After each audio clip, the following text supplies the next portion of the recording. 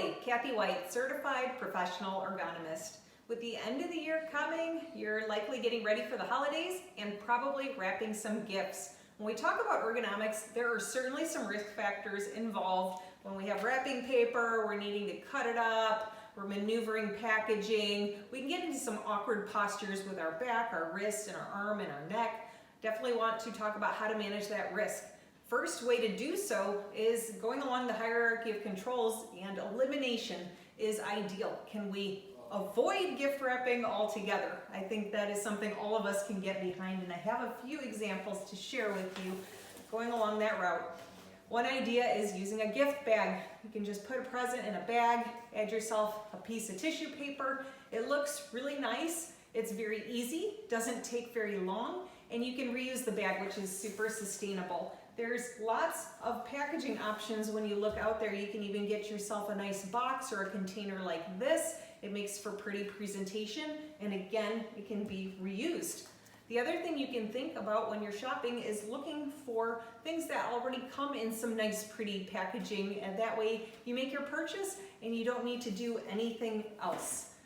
So let's say you still have to wrap. Maybe you have some kind of large gift that doesn't fit into a bag, or you are trying to hide something from your children. That's usually when I get in this situation, I have to wrap these gifts. I have here a roll of wrapping paper, and let's say I need to wrap this book. One thing that you can see that I'm doing is I'm at a work surface that is not on the floor. A lot of times we wind up on the ground trying to wrap gifts. This is when we're going to start getting to some very awkward postures with our back and with our neck. So this is great because I'm at a work surface where you can see my forearms are almost parallel to the floor. Obviously, I have a neutral spine where my ear, my shoulder, my hips are in a line. I might have to bend a little bit during this activity, but pretty much in a much more neutral position than what I would have if I was on the ground.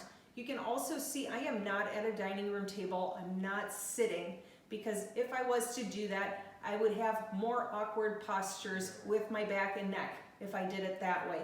That's why I chose this sort of work surface.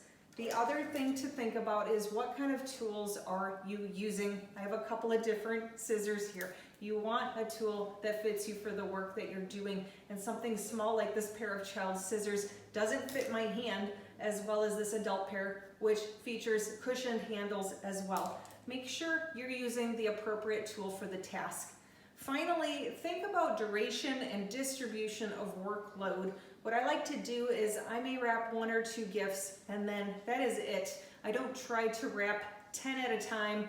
That adds to the duration, that adds to the risk factors. Another option to consider if you do have a lot of gifts to wrap is asking somebody else for assistance. That way you break up that workload and you can decrease your own duration. I hope that you found these tips to be useful as you think about ergonomics, you think about gift wrapping, and you get ready, and I wish you a happy holiday.